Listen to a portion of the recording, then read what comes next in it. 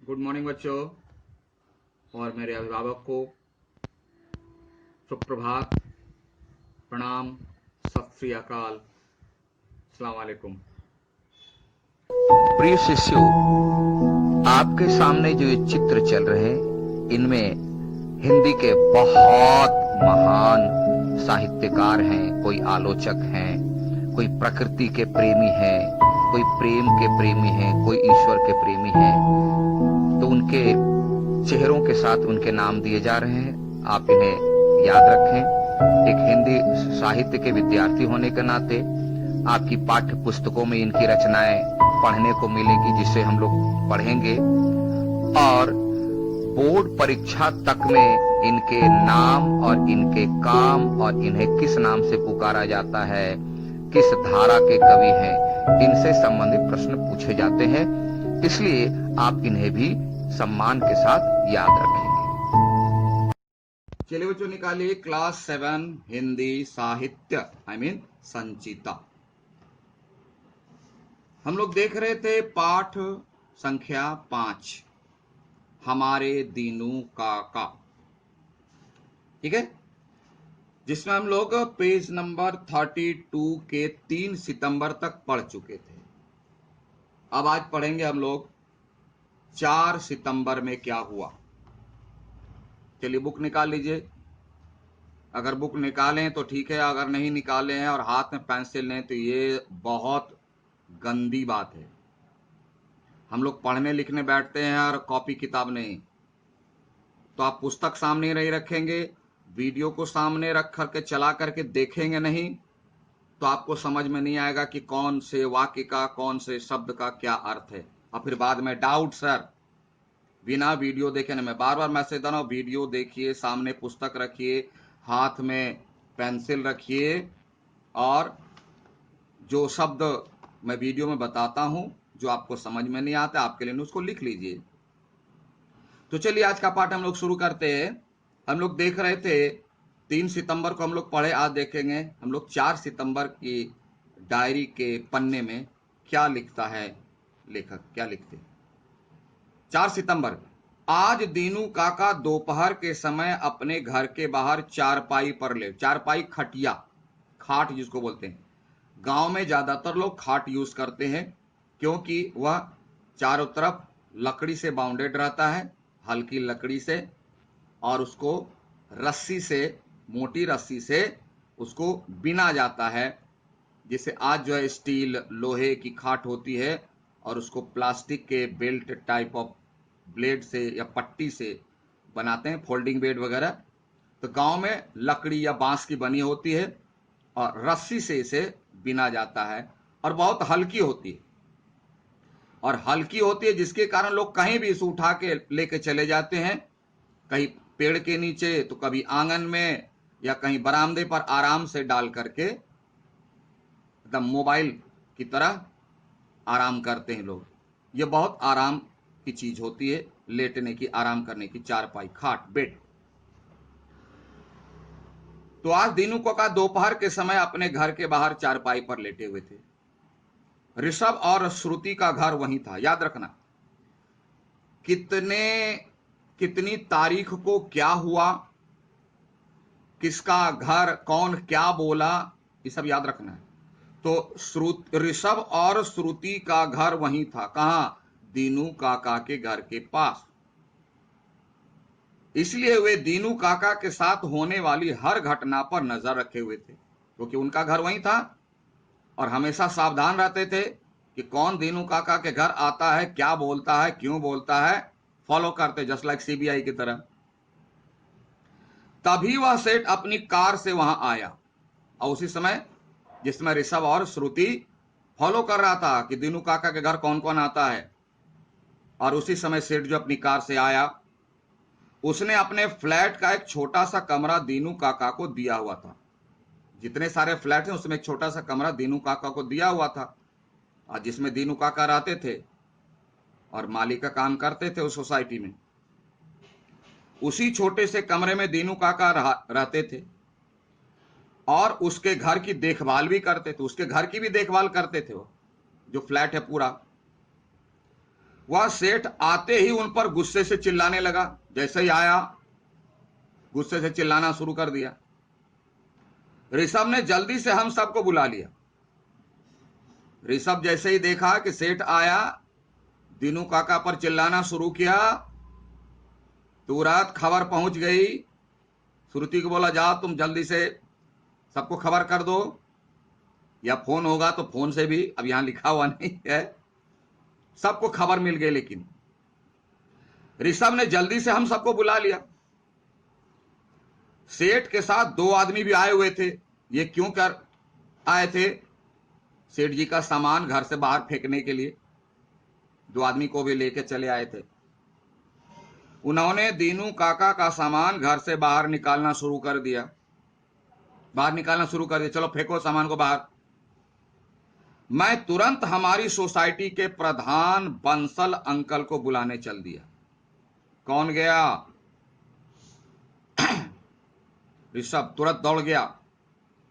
Bansal uncle जो society के secretary थे, ध्यान देना, यानी पूरी सोसाइटी के सेक्रेटरी पर दायित्व होता है सोसाइटी के अंदर किसी भी समस्या का समाधान मिलजुल कर अपने विवेक से करे,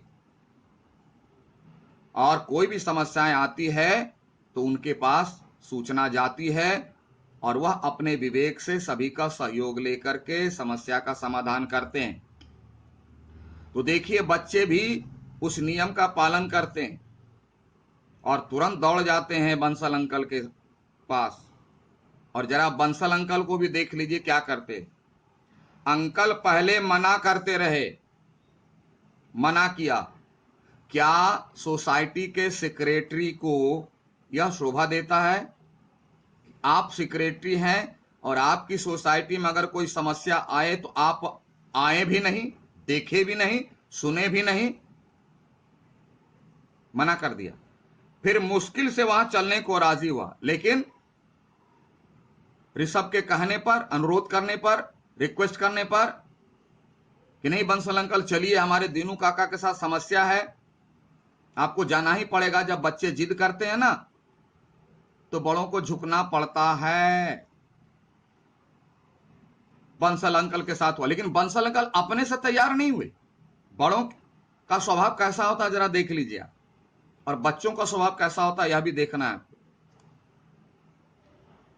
जब ऋषभ ने जिद किया तब आने को राजी हुए, पहले नहीं हुए। अंकल ने उस सेठ से बात की तो वह उसी गुस्से से बोला। जब बंसल अंकल ने सेठ से बात की कि भाई क्या बात है, आप ऐसे क्यों कर रहे हो, तो सेठ जी भी बंसल अंकल पर गुस्सा हो गए, जैसे दीनू काका पर गुस्सा हुए थे, और बोले, जनाब, जनाब मतलब मिस्टर, मुझे पैसे से मतलब है, मुझे पैसा चाहिए बस। कौन क्या मुझे कोई लेना देना नहीं है, हमें पैसा चाहिए।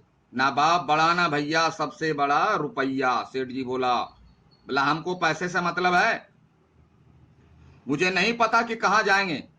बंसल अंकल बोले कि भाई गरीब आदमी है, बीमार है, इसके पास पैसे नहीं है, अगर आप निकाल दोगे तो कहां जाएंगे ये। बोला कहीं जाए, मुझे क्या लेना देना, मेरा कौन लगता है यह, मुझे पैसा चाहिए, पैसा।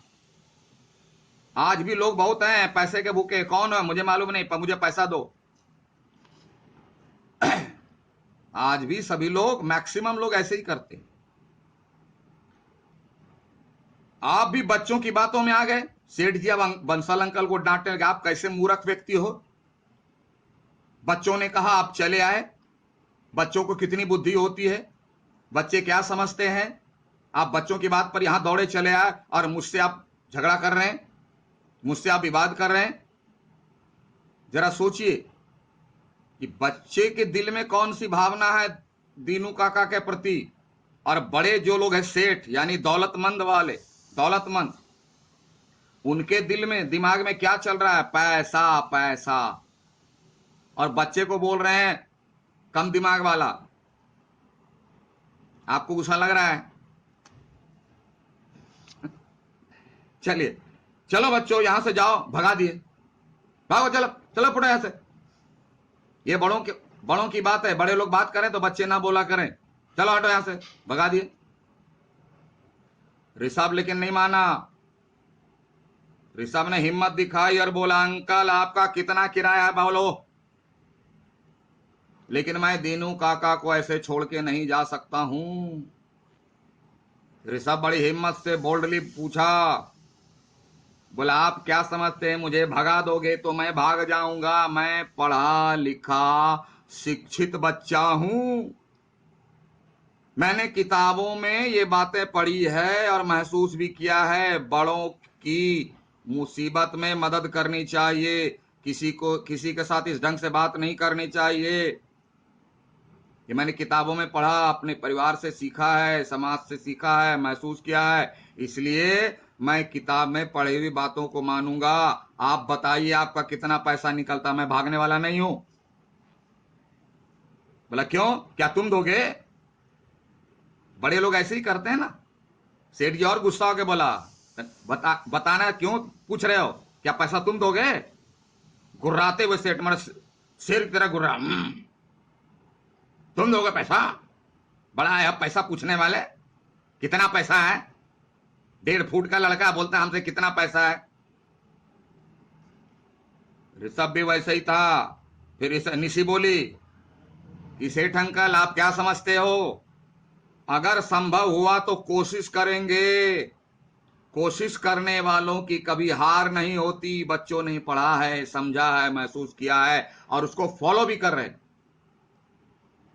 कि जो व्यक्ति कोशिश करता है उसकी हार नहीं होती है। मैंने पढ़ा है, महसूस किया है, इसलिए मैं कोशिश तो जरूर करूंगी और अगर संभव हुआ तो हो भी जाएगा। वही कर, अगर संभव हुआ तो कोशिश करेंगे, लेकिन आप हमारे दीनू काका को घर से ना निकालो। बोला आप मेरे दीनू काका को घर से मत निकालो, मैं आपसे निवेदन करती हूं, रिक्वेस्ट करती हूं। और रही पैसे की बात, तो मैं प्रयास करूंगा, सब मिल करके प्रयास करूंगी। निशी बोली सब मिल करके बच्चे हम लोग कोशिश करेंगे तो हो भी जाएगा, लेकिन बिना प्रयास किए मैं रहने वाली नहीं हूं। इसलिए आप बताइए कितना पैसा जाए। फिर सभी बच्चे सब मिलकर के, जब निशी आगे बोली, आगे बढ़ी, लीड की, तो सभी बच्चे उनके साथ रिक्वेस्ट करने लगे, अंकल प्लीज देखो ना ये कितने बूढ़े हैं। यानी प्यार का सहारा ले रहे हैं हमारे बच्चे। बोले अंकल, अब ये अंकल को अंकल समझ में नहीं आती बात। कितने बूढ़े हैं, इनका तो कोई भी नहीं है। बोला ये अकेले हैं अंकल। कितने बूढ़े हैं, बीमार हैं, कई दिनों से सही से खाना नहीं खा पा रहे, आप इनके साथ ऐसा व्यवहार क्यों कर रहे हैं? देखिए ना इन्हें, ये हमारे बगीचे की कितनी अच्छी देखभाल करते हैं, फिर भी ये हमारे बगीचे की कितनी सुंदर देखभाल करते हैं। देखिए बगीचा हरा भरा है, बीमारी में भी थोड़ा सा ठीक होने पर ये काम करने लगते हैं। इतने अच्छे इंसान हैं, ये सबको प्यार करने वाले हैं, इसलिए हम लोग भी इन्हें प्यार करते हैं। अंकल प्लीज इसको समझिए। मैंने भी निशी का साथ दिया, यानी ऋषभ साथ दिया, इसके साथ बोला। तभी पास पड़ोसी एकत्रित होने लगे, अभी सोसाइटी के लोग जमा होने लगे। जब बातचीत बढ़ने लगी तो, लेकिन किसी ने कुछ नहीं कहा। कितनी बड़ी बात है, इस पर सोचना आप कि दीनू काका जैसे प्यारे बूढ़े गरीब व्यक्ति की मदद करने के लिए जो सबको समान प्यार करते थे, मुसीबत आई तो किसी के मुंह से जुबान नहीं खुल रही है। बंसल अंकल जो सोसाइटी के सेक्रेटरी बने हैं, चुप्पी साधे हुए, आ भी नहीं रहे थे देखने के लिए ये हमारा समाज। और सोसाइटी के जितने लोग थे सब बाहर तो निकल गए, लेकिन सभी तमाशा देख रहे हैं। लेकिन किसी ने कुछ नहीं कहा, लेकिन अपनी सोसाइटी का नाम रखेंगे बहुत बड़ा बड़ा, बहुत खूबसूरत नाम, लेकिन उस नाम के पीछे कैसे स्वभाव वाले लोग रहते हैं ये मैं नहीं कह रहा हूं, लेखक कह रहे हैं। लेकिन किसी ने कुछ नहीं कहा। सबके बैंक में होगा बैलेंस, सबके किचन में खाने का सामान होगा, फ्रिज में भी होगा 2-4-10 दिन के लिए, लेकिन दीनू काका की भलाई के लिए बोलने के लिए एक शब्द नहीं है, निवेदन के लिए एक शब्द नहीं है, जिसमें कोई पैसा खर्च नहीं होता, थोड़ा सा ओठ को हिलाना होता है। वह भी सोसाइटी के लोग कहते हैं नहीं खर्च करना है, होठ भी दीनू काका के लिए क्यों हिलाएं?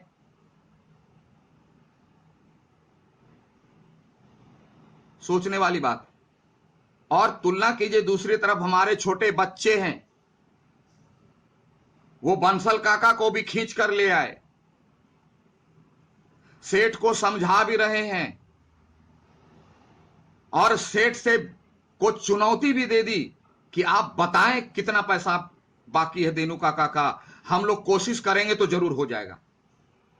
और हमारे सोसाइटी के लोग जो बड़े बड़े फ्लैट में रहते हैं, अपने आप को शिक्षित कहते हैं, किताबों में उन लोगों ने भी पढ़ा होगा बहुत पहले, लेकिन दीनू काका के लिए पैसा या और किसी सहयोग की तो बात छोड़ दीजिए, मुंह को भी 2-4 शब्द के लिए खर्च कष्ट नहीं देना चाहते, लेकिन किसी ने कुछ नहीं कहा।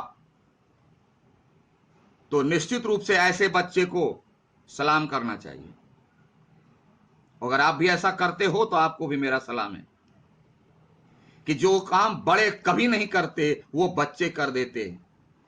इसलिए एक पुरानी कहावत है कि बच्चों में भगवान बसते हैं। क्यों? कि जिस तरह ईश्वर सबको बराबर देखता है, समझता है, प्यार करता है, उसी तरह बच्चों का दिल और दिमाग साफ रहता है। आपके लिए जैसे आपके पेरेंट्स, वैसे दीनू काका। लेकिन ये जो बड़े हैं ना, खासकर जो अपने आप को कहते हैं शिक्षित, मॉडर्न, ये बड़े तो हैं, लेकिन दिल के, दिमाग के बहुत छोटे हैं, बहुत छोटे हैं, जो दिखाई भी नहीं पड़ता। इसका प्रमाण है। आप इस पर सोचिए, समझिए, और अपने आप से इसकी तुलना कीजिए, फिर हम लोग पाठ को आगे लेकर के चलेंगे। तब तक के लिए have a nice day. Thank you.